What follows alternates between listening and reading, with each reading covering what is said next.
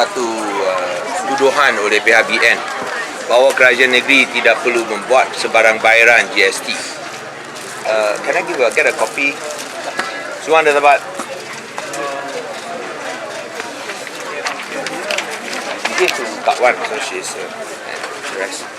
Now, kita telah membuat pengkiraan untuk tahun 2015 tentang kos GST yang perlu ditanggung oleh kerajaan negeri dan rakyat negeri Pulau Pinang, di mana kita telah menganggarkan jumlah sebanyak 46.25 juta. Apa yang dipertikaikan oleh Barisan Nasional Teng Chang Yau menyatakan bahawa pembelajar mengurus tidak perlu dikenakan GST kerana ia melibatkan gaji. Teng Chang Yau bukan seorang accountant. Oleh sebab itu saya rasa mungkin dia kurang pandai dalam perkara ini. Pembelajar mengurus bukan sahaja emolumen dan gaji. Ia merangkumi juga perbekalan, di mana kita beli barang, kita pun kena buat bayaran GST. Mau tak mau, suka-suka itu adalah sesuatu hakikat. Lebih-lebih lagi bila kita buat jalan dalam perbelanjaan pembangunan, GST dikenakan. So, saya harap bahawa beliau janganlah pura-pura pandai, kerana perbelanjaan mengurus bukanlah sekadar 100 juta, jauh lebih besar daripada itu.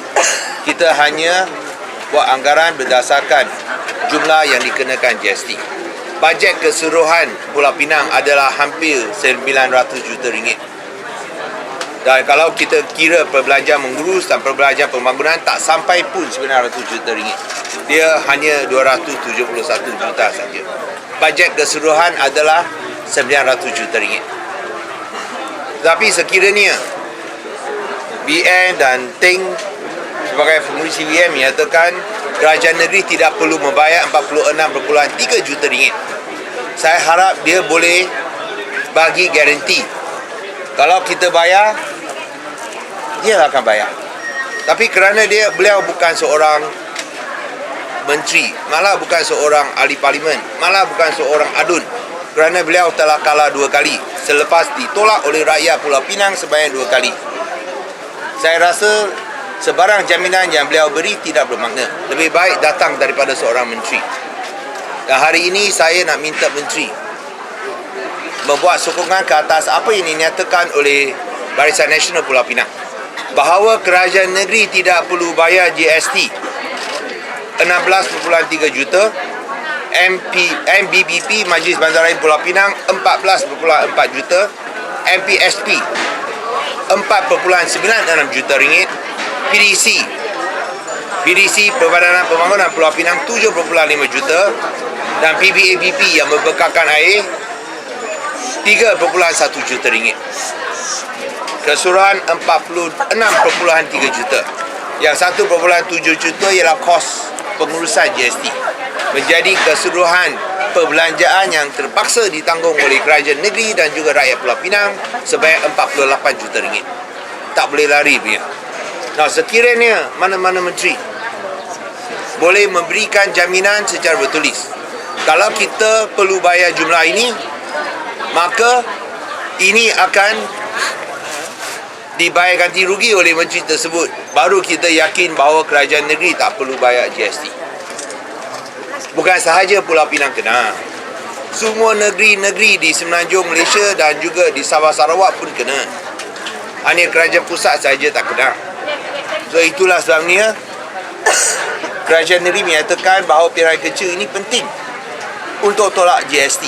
Bukan sahaja untuk rakyat secara langsung, tapi untuk rakyat secara tidak langsung, kerana 48 juta ringgit tambahan jumlah ini tiba-tiba muncul dan terpaksa ditanggung oleh rakyat.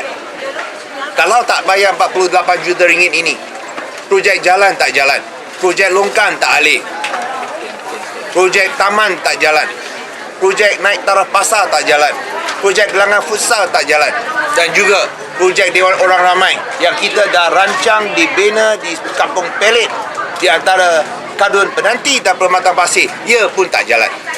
Tapi kerana GST ini menyusahkan rakyat, menyusahkan kerajaan negeri, tambahan 48 juta ringgit ini, kerajaan negeri terpaksa cari.